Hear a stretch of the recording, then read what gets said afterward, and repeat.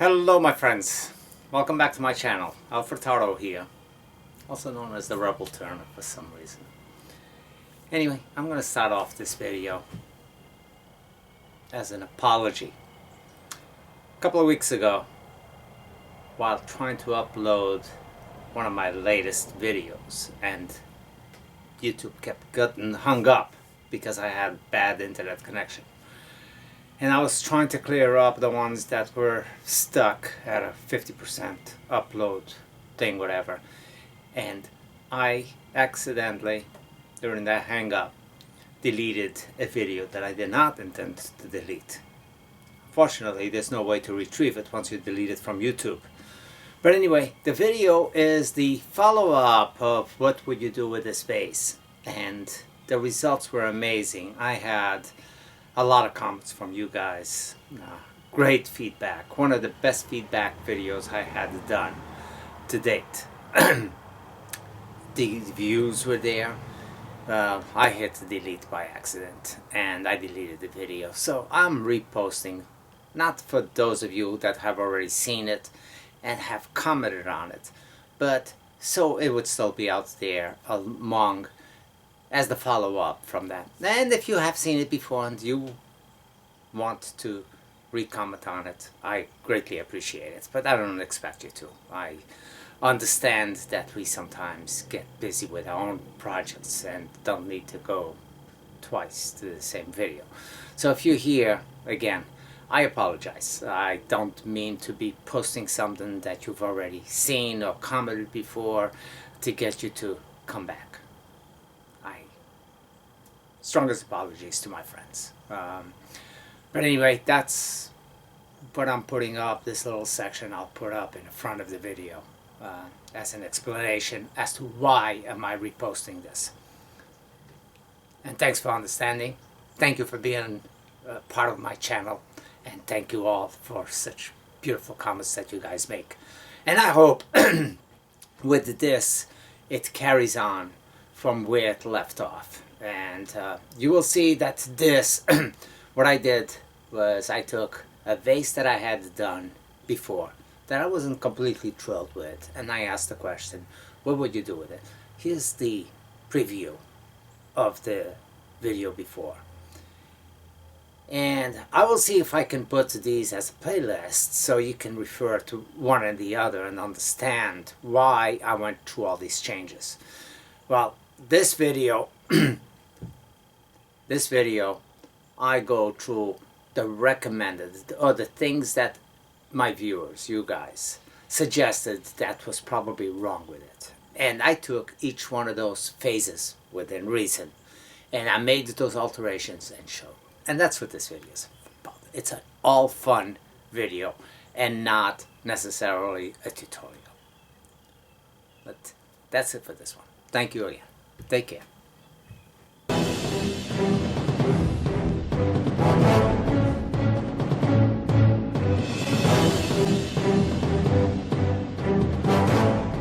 Today's video is going to be a follow-up with this, and I'm going to take it through the different steps of the suggestions that were left on the comments on what they saw, which was in agreement with me pretty much. So I'm going to go with the most subtle change and make that change and show what it looked like with that change and go on to different. And the consensus and the suggestions were, they were in agreement with the removing of the third line. Probably did it because it's somewhat distracting away from the thing. Some of them even just the plain without the lines would have been fine, which I agree, because the wood does have enough characteristics to carry its own. So it did not need that. But we're going to take one step at a time, show what it does, and at the end I will end up with my own vision as it's going, and when I can no longer put back what I've already taken down. And I think this one will have a grand finale of the finish of this beautiful piece of wood, but not so beautiful vase, in my opinion. So let's get started. And the first thing I'm going to do is I'm going to remove these top lines. And I'm not going to go through the finish, but even if I do, I will do a fast time lapse on it and show you what I do, the sanding, finishing it, and bring you up and show you the vase with that change. Then go to the next change and the next change until I end up with my own very ending of this piece. So stick around, enjoy the show. Okay, the first thing I'm going to do is I'm going to mount it like I always do. Find a way to mount it, and I'm going to establish. Unfortunately, I think I have to do that. I don't think I can mount this. I don't think it will fit in my jaws without setting up a little bit of a tenon, but I'm going to see if it fits just the way it is. And if it does, that's how I'll mount it.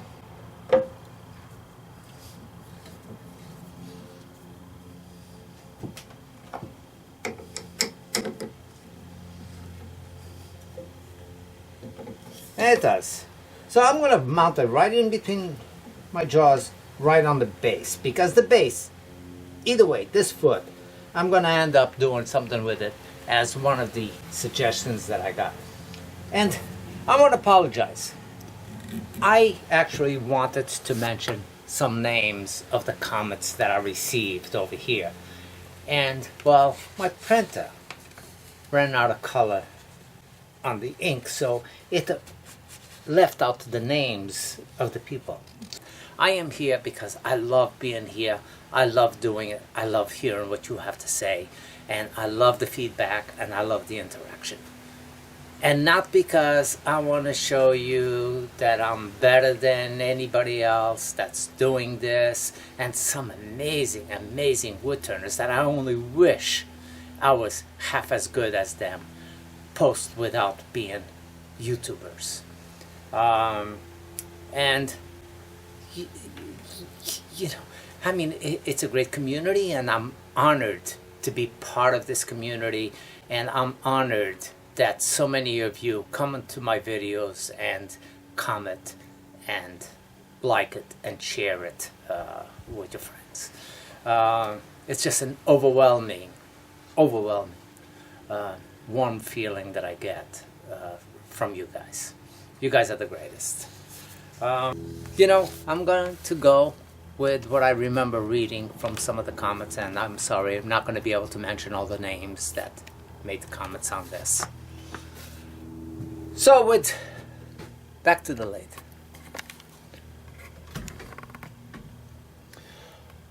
So with this being mounted in my jaws, just a base. So it's mounted, it's not perfectly centered, but I will center this as well as I can and give it a good grip on this. I don't want to lose it off axis. That's number one. And that's not too bad. I mean, that's not too bad considering I'm just sitting against the base of the shoulders on my jaws. I'm going to be careful because don't know if that will slip or move off axis, which is easy enough for it to do.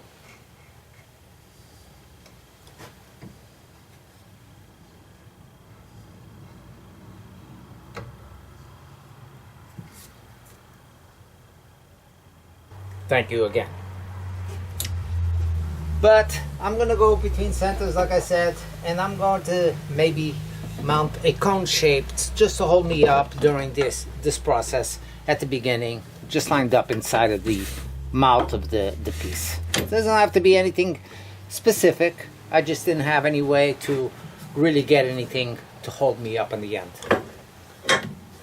So the first thing, like I said, I'm going to do is remove this top line and see what kind of a difference that made just by itself. You remember what the base looked like, and now you'll see what it looks like without the lines. And let's see if that's an improvement.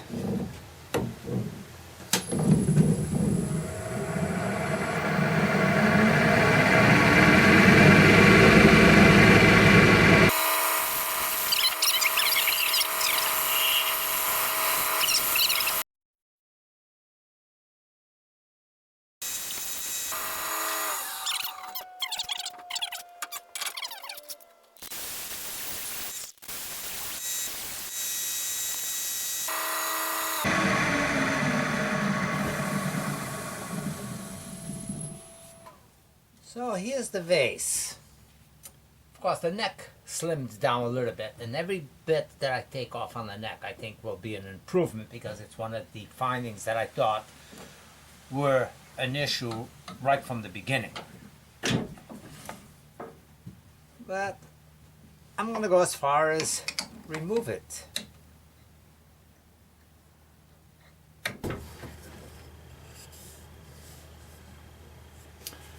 So here's the same vase with the only change. The only change at this point is the removal of the 3 lines that were there. And you know something? I think that is correct. Doing that didn't bring attention to the area that was deformed to start off with. Those lines brought attention to that neck, and therefore it made that neck look thicker than what it was. If I left it like this, all of a sudden I like the piece a lot better than I did with the 3 lines here. A simple little change can make something or break it. So there's suggestion number 1 and agreement.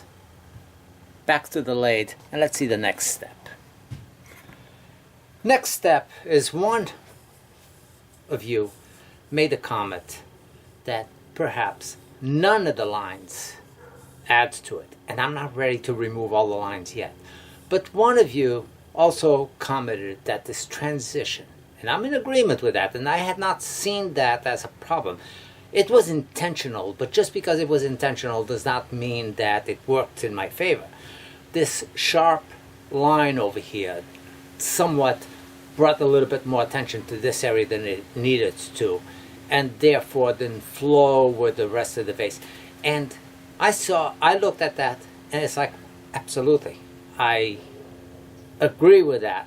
So I'm going to take the same shape, and I'm going to just redo this transition, and perhaps I might lose these 3 lines in it, and I'm not going to put the lines back up just to show you with that. But I think that I will leave just the bottom 3 burned lines and take the tension away from this belly area, and just let the whole vase flow from the base all the way up.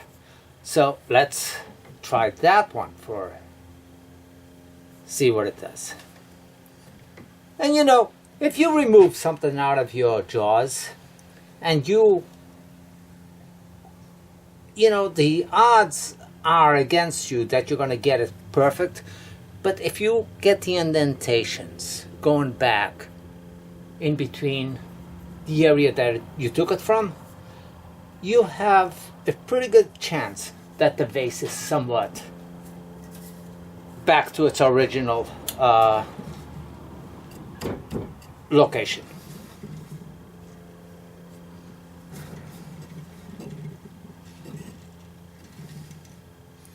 I'm going to put my tool rest and balance this off as well as I can, and use that as a guide for my spacing.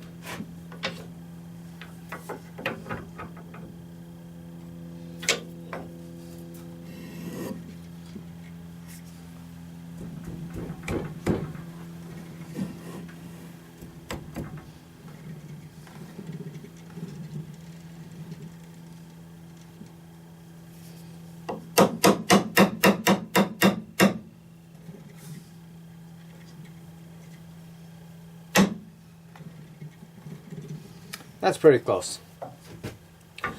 So we're going to work and eliminate these 3 lines.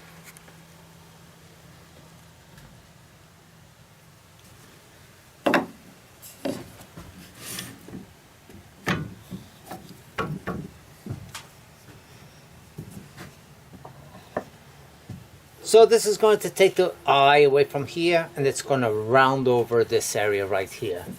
And again, I think that this will be an improvement to this piece. And this time, I just did the first one, by the way, with a roughing gouge. And you know, to me, it doesn't matter which tool I use. as long as I can get it in there and as long as it has an edge. Just like Jimmy Clues says, if it has an edge and it cuts, I use it. And that was the greatest thing I ever heard of a wood turner, such an established wood turner as Jimmy Clues. Jimmy Clues, and I apologize. Jimmy Clues saying something like that, where it's not, go out and buy this because this is so great. It's, use whatever is in your arsenal. So right now I'm going to smooth these 3 lines out and see where we stand with that.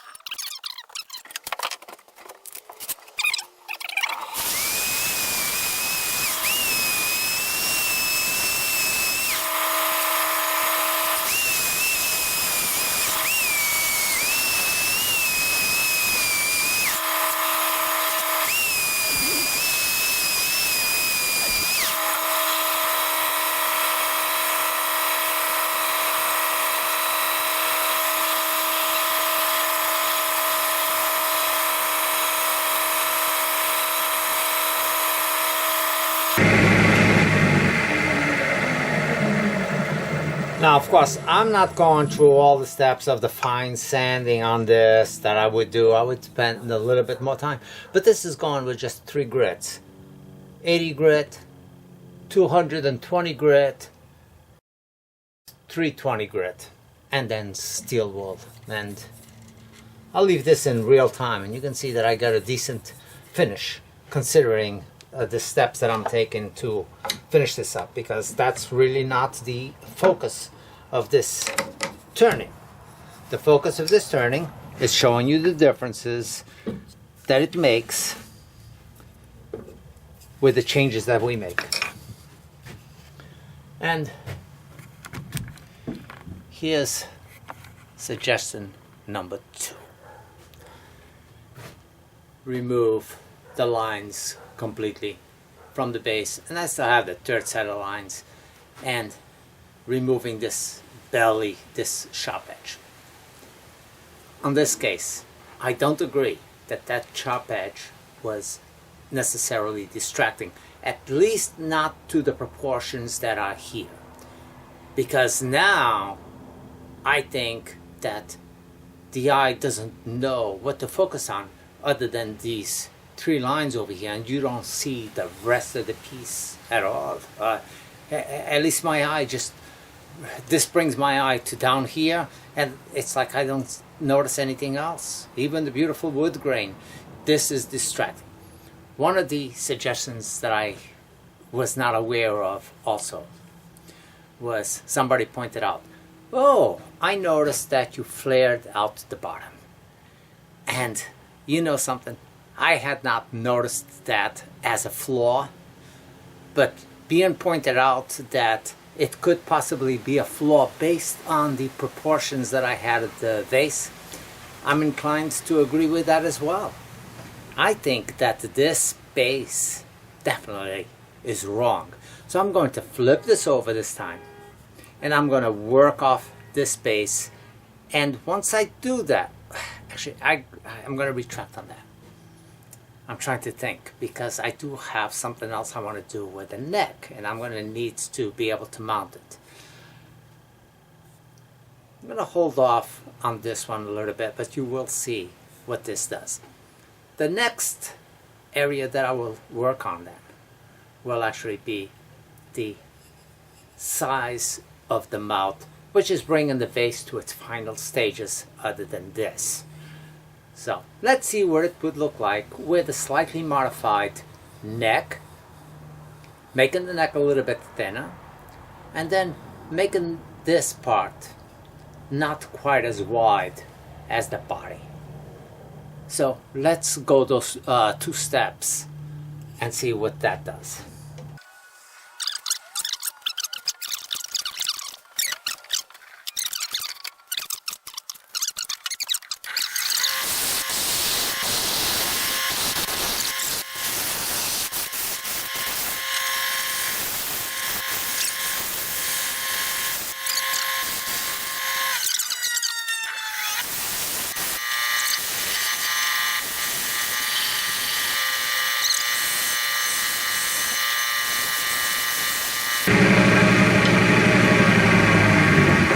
the vase has gone through a transformation.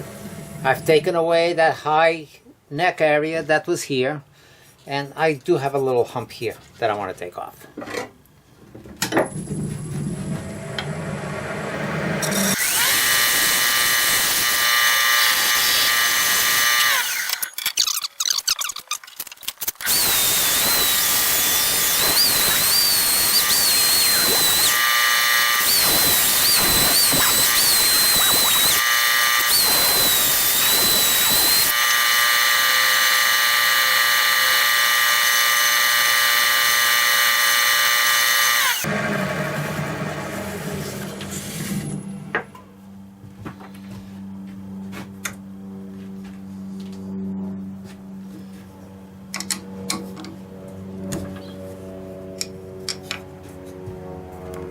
Well, I'm going to say, all the changes that have been suggested, some of them seem to work, and some of them don't seem to work. Here it is, without the wide piece on the top. And you know something? I don't think that that was the problem. Does it look okay? Yeah, it looks okay to somebody, but it doesn't look okay to me. Something is wrong. I think that the wide neck somewhat worked for this.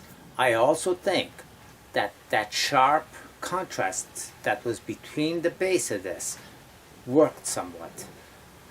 Right now, I'm looking at it and it's all nice and clean and the wood grain is all showing off other than that piece, and it's blah. You know, in my opinion, I don't think it does a thing for it. So really, I need to do something drastic to this to bring it back to where I think, again, that would look somewhat okay. The way it is right now, I think that losing the top line was good. I think narrowing the neck was good. Losing this second border over here did not do anything for the vase, I don't think. I think losing that sharp edge that I had here did not do it for the vase, but perhaps it's because the base is still too thick. So let's go back on the lathe, and this is going to be something yet.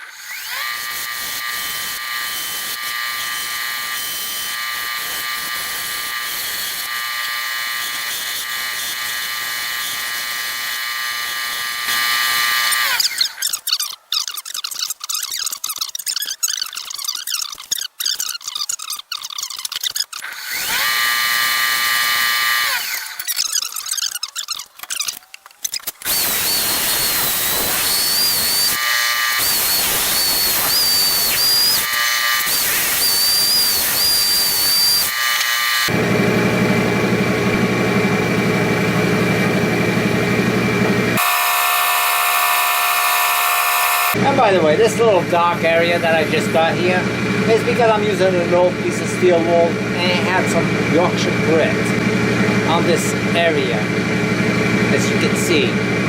And Yorkshire grit and fine steel wool puts a dye that could be desirable to some of your turnings if you so want to. Now, steel wool is not the recommended application for Yorkshire grit. That application, this technique, was something that I was exploring, and it just so happened that it did that, and I posted it on, you know, to Facebook, questioning, and you know, it might be desirable at times, but not for every application. So if I wanted to make the whole base of this dark with the charcoal black coming into it, an old piece of steel wool with Yorkshire grit on it, and rub it. So on this case, I'm going to show that and concentrate the whole base of it, going from this Yorkshire grit tinting that you can achieve by using it with steel wool, with fine steel wool. And it was an accidental finding and not something that was intentional. Now the drawback when you use it is, depending on the wood that you have, you can lose some of the contrast. So if the wood is very bland, that's a nice way to get a stained look without being stained on your piece. So you can see what it did between the top and the bottom just by putting Yorkshire grit and steel wool. Now, Yorkshire grit will not gray over your finished piece without going with the steel wool thing. It's a reaction between the Yorkshire grit and the steel wool itself, and not a drawback in any way with the product, because I swear by the product.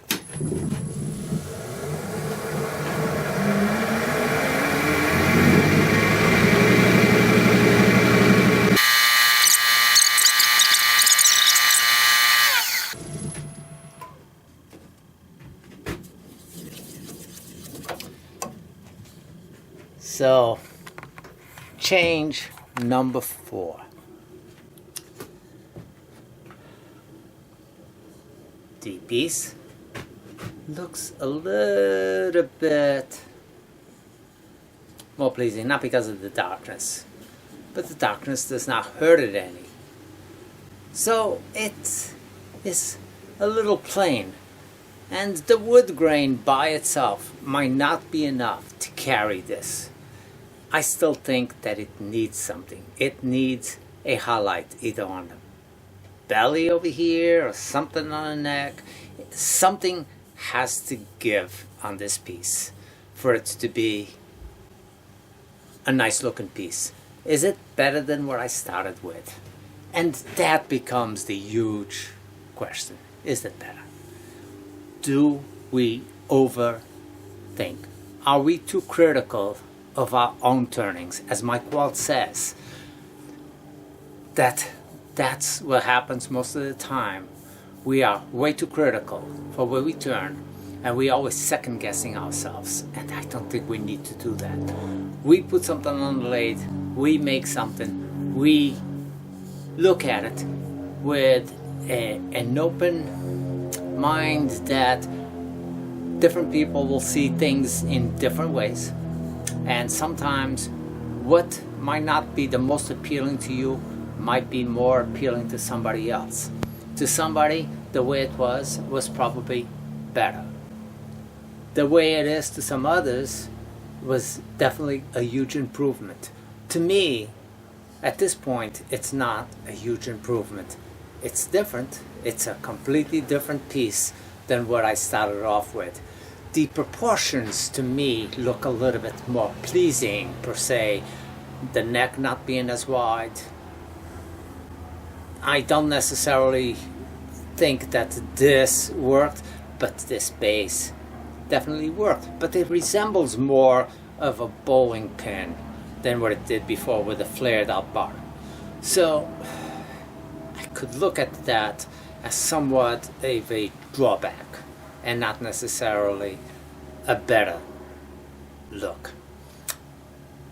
I definitely want to add something to this to at least please me, which is, that's who I have to please to start off with, and that's why all of this is, if it doesn't please me, it might please you. You might be perfectly happy with the way it looks, but until I am satisfied, because I don't know what it is that you would want to see, or what is it that you don't like about it. I can only go by what I might not like about it, or what I think it might need. And what I think might need, not necessarily the better of the outcomes. Now, I've considered changing this whole neck altogether to give it a real flair. And I might still do that. And I believe this one still has a grand finale at the end. You're going to stick around and watch, or you're going to click on and bring to the next step? Let's go back on the lathe one more time and see what I do.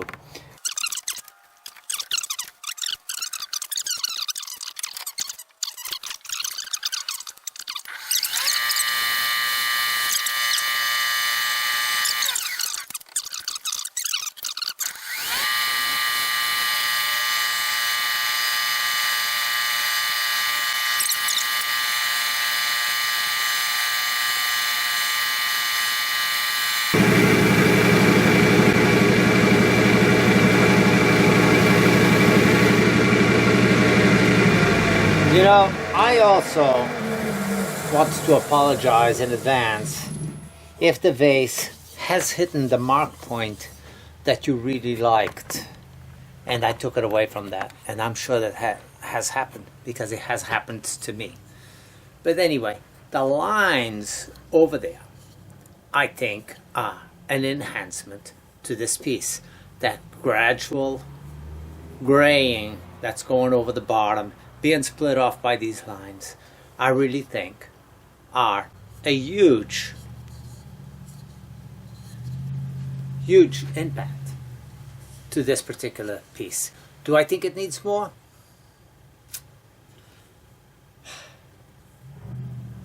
I like it the way it is.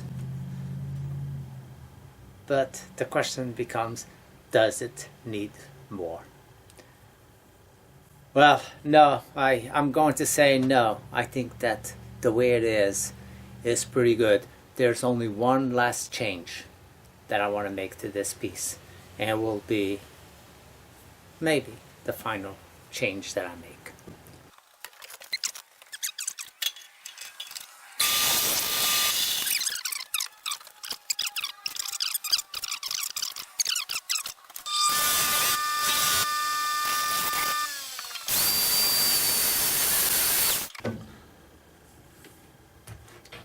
So now I think that the piece looks better.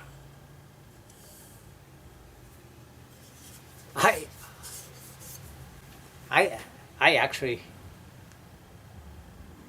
like it. I thought for sure I was gonna have a grand finale for this one, and maybe call me too sentimental, I guess, that it's not going to see its final destiny, which was going to be the walk from here to the fire pit and put it burning. But you know something? I'm not going to burn it. I'm going to keep it. And let me know what you thought was the best phases on this, between the beginning or the end, if the lines still don't do it.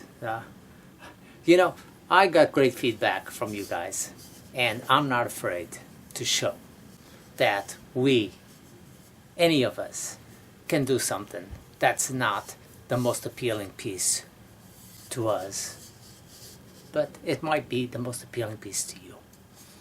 And the beauty is definitely, and indeed, in the eye of the beholder. Well, thanks for watching, and here is the ugly vase, phase 2. Take care. We'll see you very soon.